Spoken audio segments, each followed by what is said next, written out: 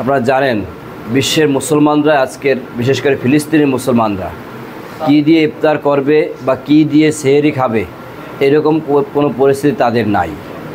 বড় কষ্টের মাঝে তারা দিনাতিবাদ করতেছে। আল্লাহ পাকের কাছে আমরা ইফতার আগে মুহূর্তে দোয়া করি, আল্লাহ পাক তাদের সাহায্যকারী হয়ে যাক, সকল বলে আমিন।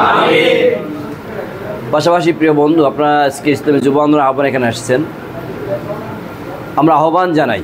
দেখেন, এই যে জুলাই বিপ্লবে আওয়ামী লীগকে এই দেশ থেকে তাড়ানো হলো, বা এই যে নতুন বাংলাদেশ আমরা উপহার পেলাম, আপনাদেরকে একটা কথার সাথে প্রশ্ন করি যে আমাদের কি মনে হয় পারিপার্শ্বিক অবস্থা দেখা যে যারা ক্ষমতার স্বাদ নিতে চাইতেছে বা যারা এখন আছে বা যারা যেভাবে মানে এরা যে নতুন কোনো শিক্ষা নেছে এখান থেকে, এরকম কি আলামতে মনে হয় বলেন? যারা যে স্ট্যান্ডগুলো চাঁদাবাজি করত, যারা যে কাউন্টারগুলো চাঁদাবাজি করত, যারা যেখানে চাঁদাবাজি করত, সেই জায়গায় অন্য আর এক গ্রুপ চাঁদাবাজি করতেছে। তাই দেখেন, যারা জুলুম করতেছে তাদের বদলে অন্য কেউ জুলুম করতেছে। তাহলে যারা এখন জুলুম করতেছে তারা কি আগের জুলুমকারীদের কাছ থেকে কোনো শিক্ষা নেছে? তারা এইটা কেন ভাবে না যে আমাদের অবস্থাও তাদের চেয়ে আরো ভয়ঙ্কর হতে পারে? দেখেন, আমি তো মাঝে মাঝে বলি, এই যে বিএনপি নির্বাচনের কথা বলে, দ্রুত নির্বাচন হওয়া দরকার। আমি তো মনে করি বিএনপির কারণেই নির্বাচন দেরিতে হওয়া দরকার। কারণ বিএনপি দলের তৃণমূলের নেতাকর্মীদের যে অবস্থা, যে খাই অবস্থায় তারা আছে, যে ক্ষুধার্ত অবস্থায় তারা আছে, এই অবস্থায় যদি বিএনপি আবার ক্ষমতায় আসে তাহলে আওয়ামী লীগের চেয়েও বিএনপি আরো করুণ পরিণতি বহন করতে হবে।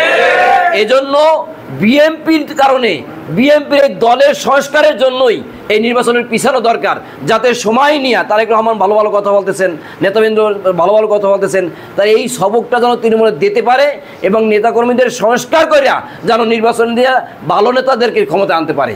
তাহলে যেই নেতা তাদের এখন আছে, এদেরকে নিয়ে ক্ষমতায় বসলে তাদের চেহারা টিকিয়ে রাখতে পারবে না। সুতরাং প্রিয় বন্ধু, আমরা যদি এখান থেকে শিক্ষা না নেই, আমরা যদি ভালো কোনো মেসেজ গ্রহণ না করি, তাহলে আমাদের হবে না। আমরা বুকে হাত দিয়ে বলতে পারি, এই জুলাই বিপ্লবে সবচেয়ে বেশি ভূমিকা রাখছে শাহেকে চরমনায় পীর সাহেব চরমনায়, কথা ঠিক না? অতএব দেখেন, আজ পর্যন্ত একটা কোনো নজির শুনতে পারবেন যে কোনো সচিবালয়, কোনো মন্ত্রণালয়, সারা দেশের জেলা উপজেলায় কোথাও আমাদের কোনো নেতৃবৃন্দ চাপ প্রয়োগ করে, অনৈতিক কোনো ক্ষমতা প্রয়োগ করে, কোনো জায়গায় টেন্ডারবাজি, চাঁদাবাজি কোনো জায়গায় লিপ্ত হয়েছে, এরকম কোনো প্রমাণ আছে বলেন?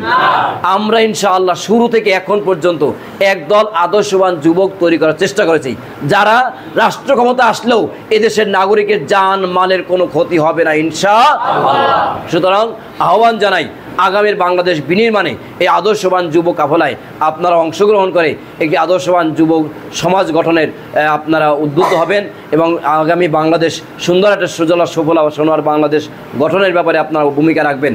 আগামী বাংলাদেশে ইসলামী যুব আন্দোলনের পতাকা তলে উদ্বুদ্ধ হয়ে যুব সমাজকে আহ্বান রেখে আমরা ঐক্যবদ্ধ শক্তি গঠন করতে রাজি আছি তো ইনশাআল্লাহ? কারা রাজি আছে ইনশাআল্লাহ? আল্লাহ পাক রব্বুল আলামিন আমাদের সকলের কাজে বরকত দান করুক, আমিন। সবাইকে ধন্যবাদ। আসসালামু আলাইকুম ওয়া রাহমাতুল্লাহি ওয়া বারাকাতুহু।